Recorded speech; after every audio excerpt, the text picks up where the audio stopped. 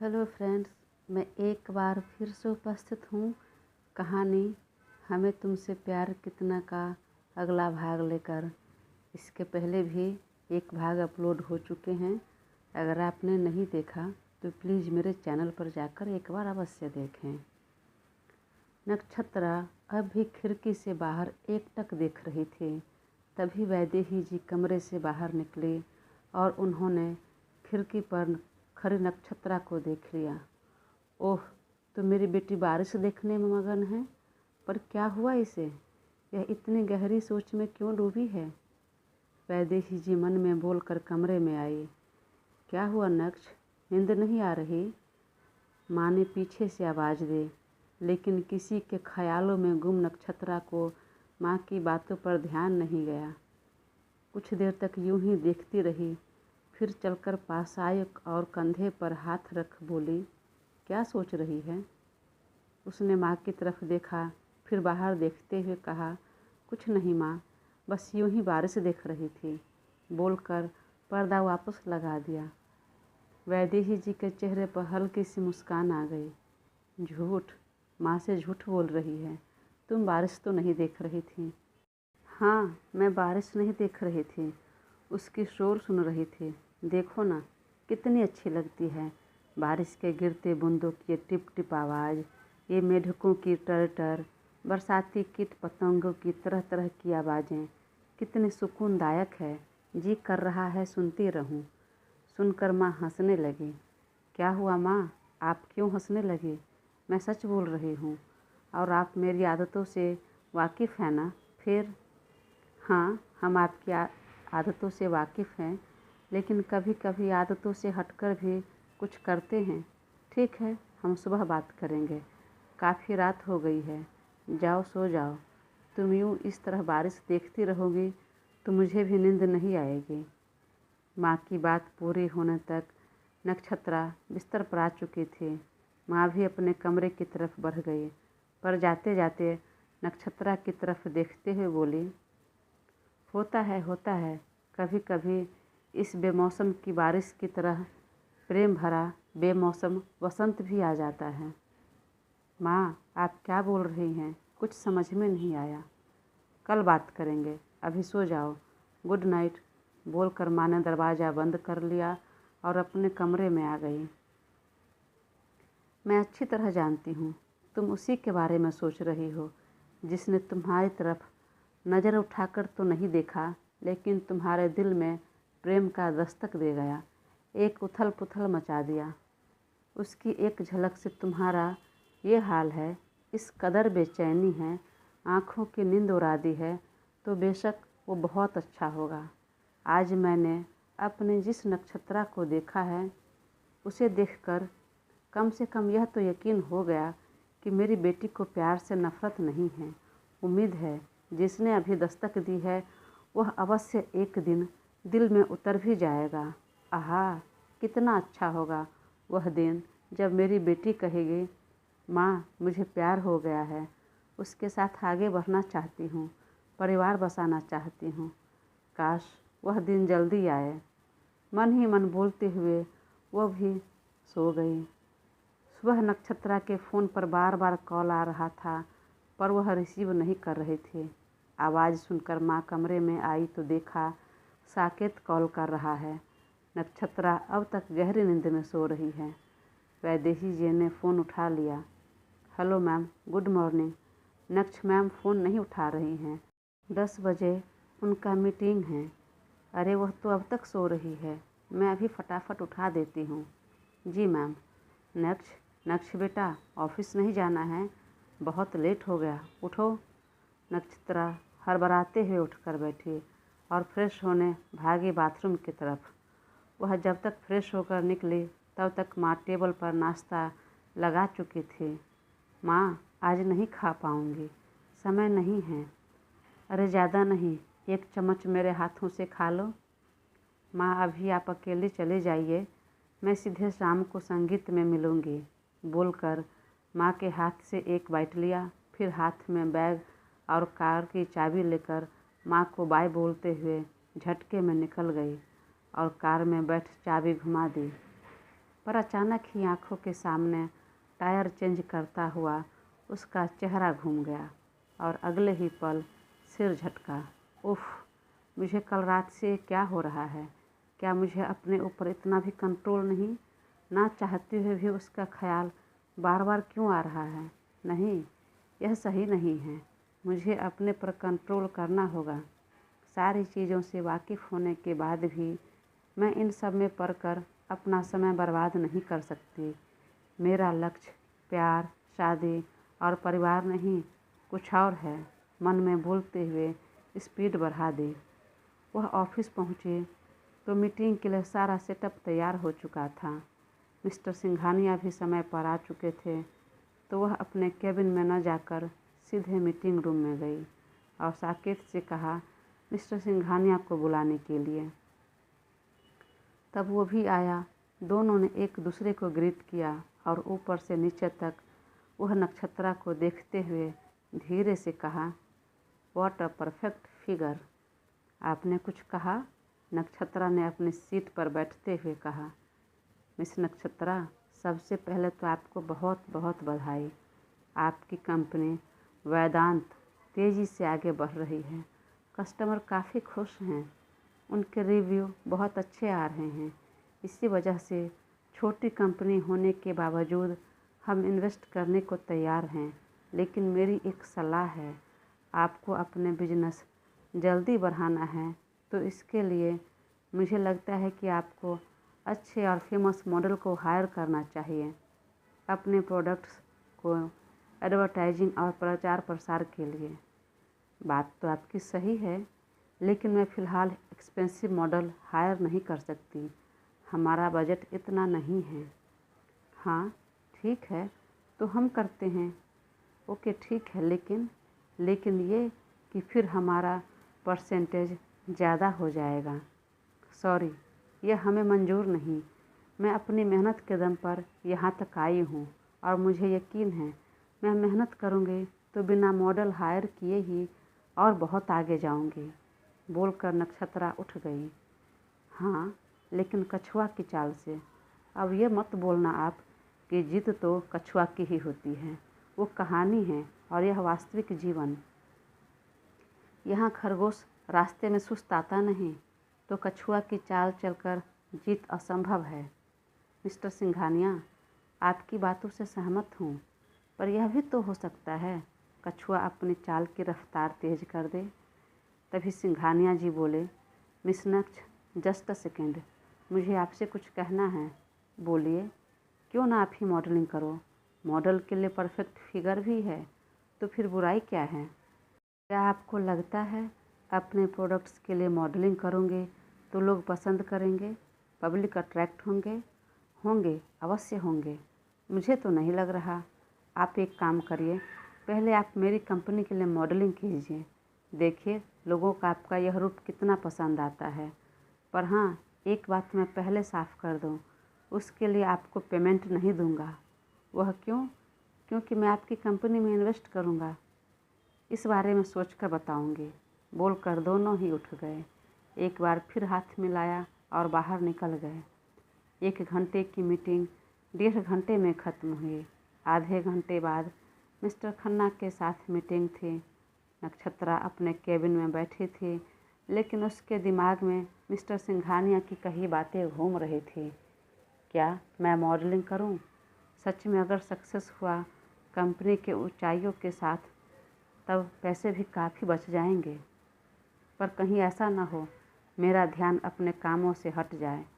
तभी साकेत ने आकर कहा, मैम, मिस्टर खन्ना आ चुके हैं। ओके, उन्हें मीटिंग रूम में बुलाओ। और वह भी उठ कर गई। उनके साथ भी कुछ इसी तरह का डिस्कस हुआ। उन्होंने भी यही सजेशन दिया कि अच्छे और फेमस मॉडल को हायर कीजिए। बिजनेस आगे बढ़ाना है तो रिस्क लेना पड़ेगा, अगर नहीं तो सफलता फिर मुश्किल है। नक्षत्रा आज जो भी थी अपनी बदौलत। ना तो उसकी फैमिली बैकग्राउंड बिजनेसमैन था, ना कोई सही सजेशन देने वाला। इतना बड़ा रिस्क नहीं लेना चाहती थी वो कि अगर कुछ हुआ तो औंधे मुँह गिर जाए, अर्श से सीधा फर्श पर आ जाए। ठीक है, मैं इस बारे में एक बार ज़रूर सोचूंगी। उसे भी कुछ यूं ही जवाब दिया। यह मीटिंग भी समय से ज़्यादा देर तक चली, पर नतीजा कुछ नहीं निकला। वह मीटिंग हॉल से बाहर निकली तो साकेत ने कहा, मैम, न्यू कैंडिडेट्स के इंटरव्यू लेने थे। कलाई में बंधी घड़ी की तरफ देखते हुए नक्षत्रा ने कहा, अब समय नहीं है। मैनेजर वैशाली से कहो इंटरव्यू लेने के लिए, मैं फ़िलहाल निकल रही हूँ। जी मैम। 3 बजने को आ गए थे। नक्षत्रा ऑफिस से निकली और कार में बैठकर सीधे सानिका के संगीत की रस्म के लिए निकल पड़े। ओह, डांस प्रैक्टिस तो दूर, मैंने तो गाना भी सिलेक्ट नहीं किया। किस गाने पर डांस करूँगी? एक बार फिर मैं इस सन की सानिका के गुस्से का शिकार होंगी, वह मन ही मन बोली। इधर वैदेही जी सानिका के घर पहुँचे तो उसकी माँ प्रिया जी भाग कर आई।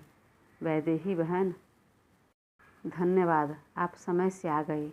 आज से लेकर शादी के दिन तक यहीं रुक जाइए। वैदेही जी ने मुस्कुराते हुए कहा, प्रिया, क्यों परेशान हो रही हो? मैं तब तक यहीं हूँ जब तक बिटिया की विदाई नहीं हो जाती। प्रिया जी और वैदेही जी की दोस्ती बच्चों के स्कूल छोड़ने और लाने के दौरान हुई थी, जो दिन पर दिन गहरी होती गई और अब तक थी। प्रिया जी उनका हाथ पकड़ कमरे के अंदर ले गई और सानिका की शादी के लिए आए सारे सामान को उन्हें दिखाने लगे। इधर कार ड्राइव करते हुए नक्षत्रा मन ही मन बोल रही थी, डांस प्रैक्टिस तो दूर, मैंने तो गाने भी सिलेक्ट नहीं किए हैं। किस गाने पर डांस करूँगी मैं? अगर पता चला तो यह लड़की पक्का मुझे आज मारेगी। लेकिन इसमें मेरी गलती नहीं है। उसने शादी ही इतनी जल्दीबाजी में की तो कोई क्या कर सकता है। चलो एक बार कॉल करके पूछ लूँ, वह सब संगीत के लिए वेन्यू पर पहुँच गए या भी घर पर ही हैं। वह मोबाइल निकाल कर कॉल करने लगे, तभी सामने से सानिका ने फ़ोन कर दिया। हाँ बोल। क्या बोलूँ, तू आ रही है या नहीं? हाँ आ रही हूँ, रास्ते में हूँ। तू बता, घर आऊँ या सीधे संगीत वेन्यू पर? अभी तो घर पर ही हैं, लेकिन तुम ज़रा मेरी सहेली बनकर आना, बिजनेस वूमन बन के मत आना। तुम ही बता दो कैसी बनकर आऊँ? कुछ ऐसा जिससे कि देखने वालों के ऊपर बिजलियाँ गिर जाए। चल, जिसके ऊपर गिरना रहेगा वह यूं ही गिर जाएगा, उसके लिए बन-ठन कर आने की ज़रूरत नहीं। लेकिन फिर भी अच्छे से रेडी होकर आना, फिर देखना कहीं तुम्हारा पत्ता न कट जाए बहन। सबसे पहले जीजू के ऊपर ही न बिजलियाँ गिर जाए। नहीं नहीं, मैं अपने यश को जानती हूँ, वैसा नहीं है। तुम कुछ भी कर लो, मेरे अलावा कोई और बिजली नहीं गिरा सकती उसके ऊपर। चल चल, इतना ओवर कॉन्फिडेंट मत हो। अच्छा, तो चैलेंज कर रही है मुझे? नहीं बहन, मुझे चैलेंज करना रहेगा तो यश जीजू के लिए ही, जो किसी का हो चुका है। मैं इतनी बुरी नहीं हूँ यार कि किसी का घर बसने से पहले ही उजाड़ दूँ। तो किसके लिए करना है?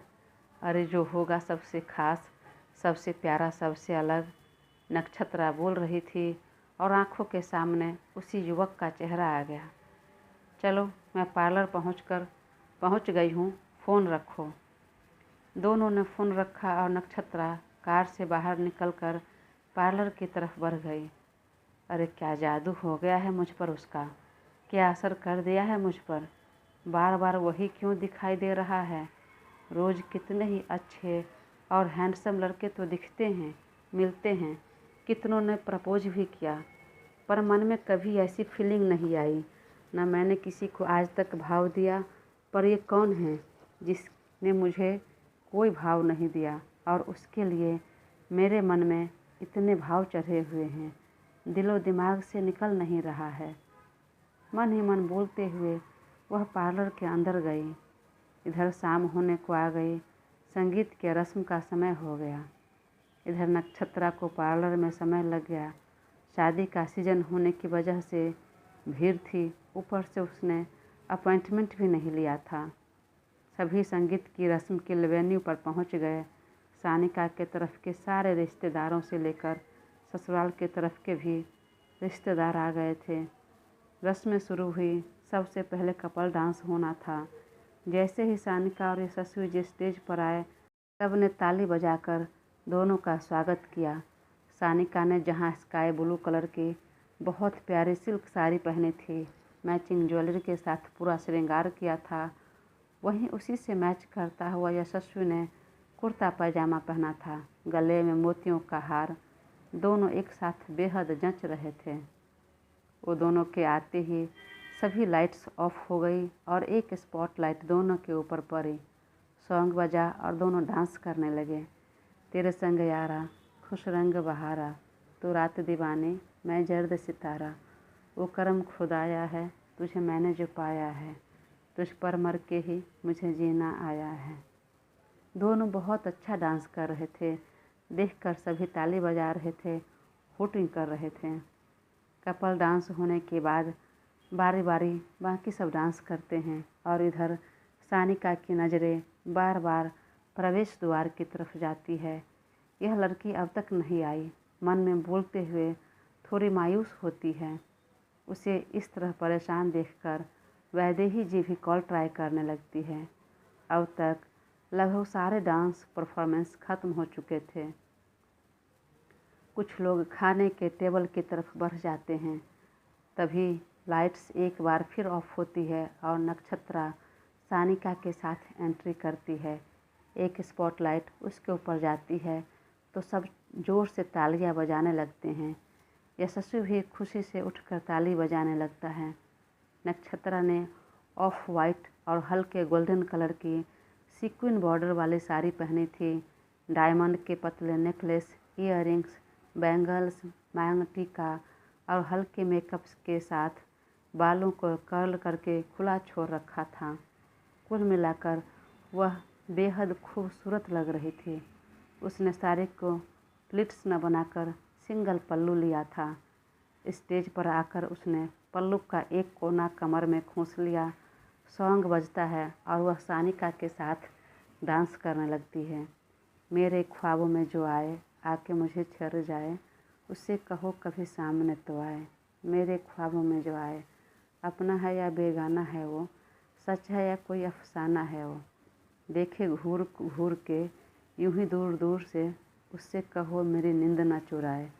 मेरे ख्वाबों में जो आए। वो बहुत अच्छे से डांस कर रही थी। सानिका का स्टेप मैच नहीं हो रहा था तो वह पीछे हट गई। नक्षत्रा का डांस देखकर सभी हुटिंग कर रहे थे।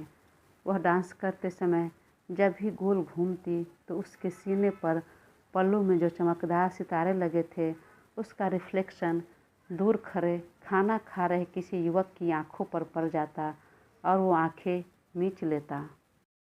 जादू सा जैसे कोई चलने लगा है, वो जादू सा जैसे कोई चलने लगा है, मैं क्या करूं दिल मचलने लगा है।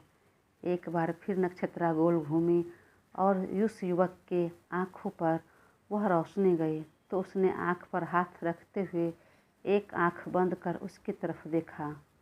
ओह, यह तो वही है, मन ही मन बोलते हुए विराट आगे बढ़ा। तब तक डांस परफॉर्मेंस ख़त्म हो चुका था और वह सानिका के पास चले गए।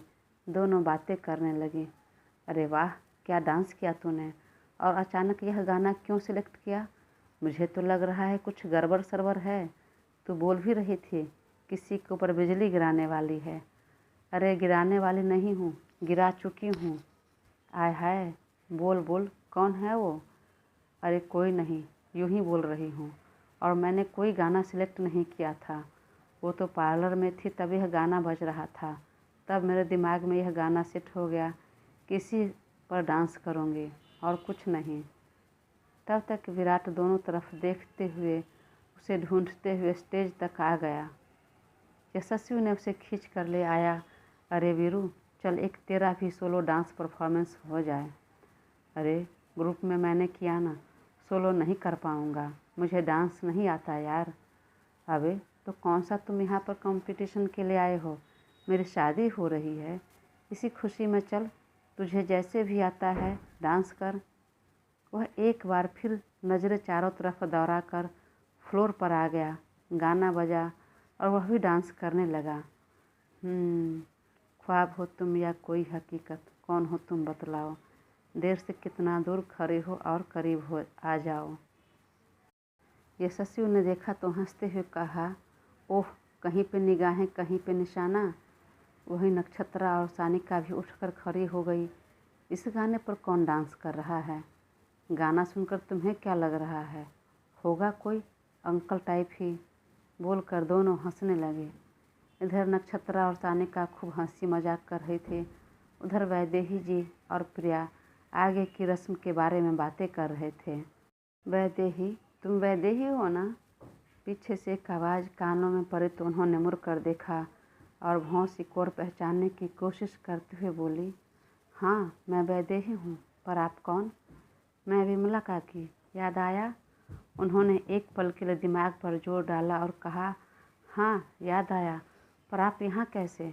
मेरा मतलब कैसा रिश्ता है इस परिवार से? मैं दुल्हन के परिवार की तरफ से नहीं, यशस्वी यानी होने वाले दूल्हे की तरफ से हूँ। वो मेरे पोते का दोस्त है। मेरा रिश्ता इस परिवार से नहीं, लड़के वालों के परिवार से है। सुनकर वैदेही जी चौंक गई, क्योंकि विमला जी कभी उनके घर में मेड हुआ करते थे। काकी, आप जबलपुर से यहाँ मुंबई कब आई? वैदेही जी ने आश्चर्य से पूछा। जब मेरा पोता 10 साल का था तभी। वैदेही जी अभी कंफ्यूज हो रही थी, क्योंकि इनके तो कोई बच्चे नहीं थे, ना ही उन्होंने कोई बच्चा गोद लिया था। फिर इनका पोता कैसे? कौन है, पूछूं? नहीं, पूछना ठीक नहीं, कहीं बुरा मान गई तो? क्या हुआ, यही सोच रही हो शायद कि जब मेरा कोई नहीं था तो फिर मेरा पोता कैसे? नहीं, हाँ मेरा मतलब यही है कि आपका पोता कैसे, कौन है? विमला जी मुस्कुराने लगी।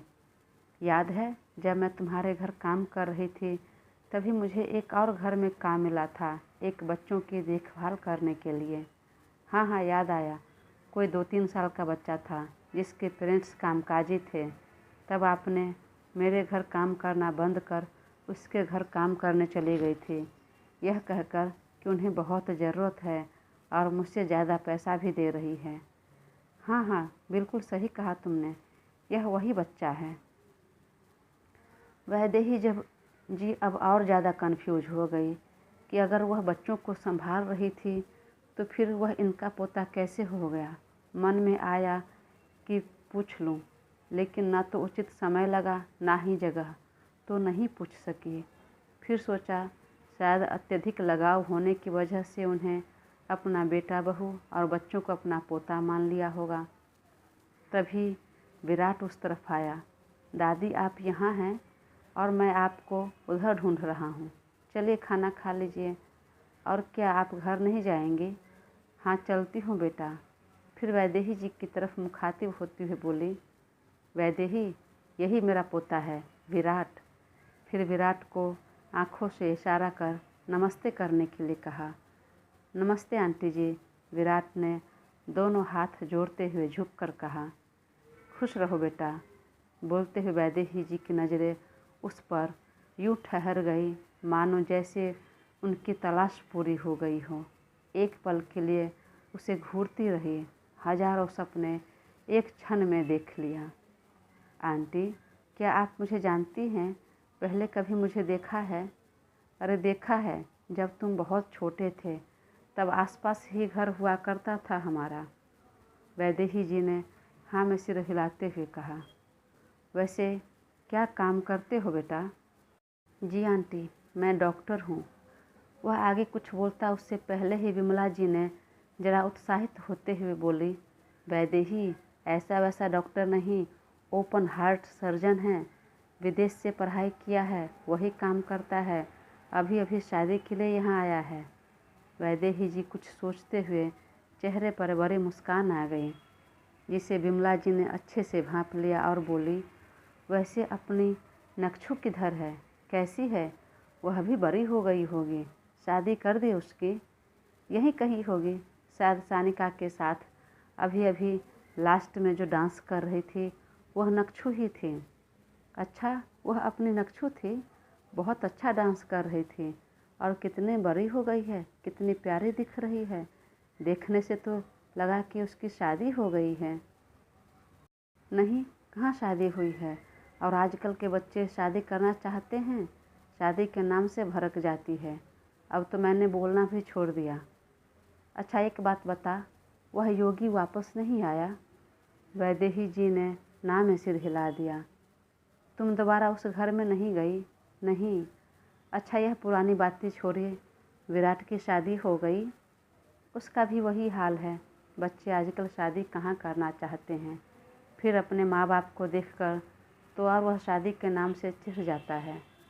आगे कुछ और बात होती, तब तक प्रिया जी उधर आ गई। वैदेही, आप यहाँ हो बहन? चलो न, संगीत की रस्में तो हो गई, अब कल बारात आएगी तो बहुत सारी तैयारी बाकी है अभी भी। चलिए ना, आपकी मदद की ज़रूरत है। हाँ हाँ, आ रही हूँ। काकी, आप मुझे अपना नंबर दे दीजिए, मैं आपको शादी के बाद कॉल करती हूँ। आइए कभी घर बैठकर बातें करते हैं। हाँ बिल्कुल। फिर दोनों ने अपना नंबर एक दूसरे को शेयर किया। इधर सानिका और नक्षत्रा दोनों आपस में बातें कर रही थी। नक्षत्रा आज हुई मीटिंग और अपने मॉडलिंग के बारे में सानिका को बता रही थी, जिस पर सानिका ने कुछ खास ध्यान नहीं दिया और बोली, चुप न बहन, तू हर समय बस अपने बिजनेस की बातें करती रहती है। छोड़ो, कुछ और बातें भी करते हैं। और ये बातें बता, उस दिन क्या बातें गोल गोल घुमा रही थी? ऐसा लग रहा था तुम्हारे बातों का मतलब कुछ और हो। बोल, क्या बात है? कहीं कोई चक्कर वक्कर तो नहीं चल गया तेरा? अगर ऐसा कुछ है तो फिर मैं वैदेही काकी को बोलती हूँ, इसी मंडप पर तुम्हारा भी पानी ग्रहण हो जाए। अरे नहीं, कोई चक्कर वक्कर नहीं चल रहा, लेकिन हाँ एक बात बताना भूल गई। फिर उसने 2 दिन पहले की बातें बताने लगी।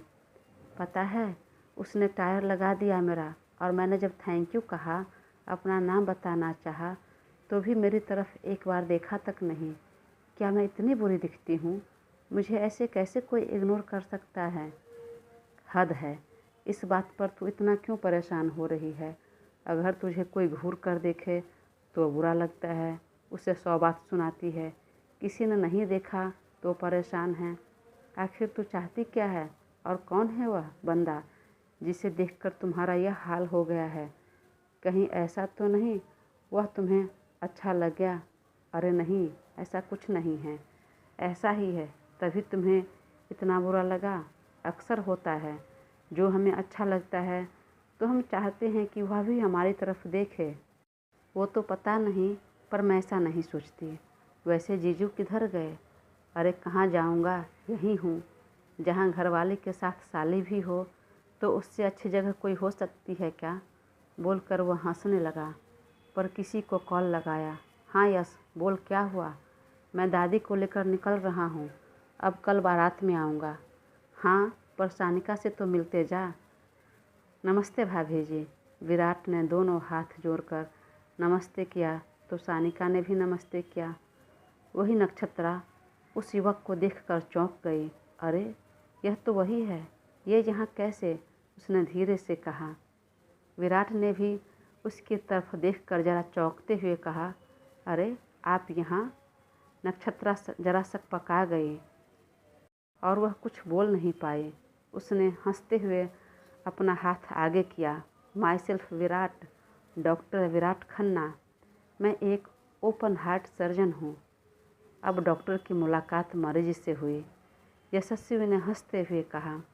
जब तक सब उसकी बातों का मतलब समझते, वह हंसते हुए सानिका का हाथ पकड़कर वहाँ से हट गया था, और अब नक्षत्रा और विराट वहाँ रह गए थे। दोस्तों, कहानी जारी रहेगी। प्लीज़ अपना साथ बनाए रखें और चैनल को सब्सक्राइब कर मुझे ज़रूर सपोर्ट करें। धन्यवाद।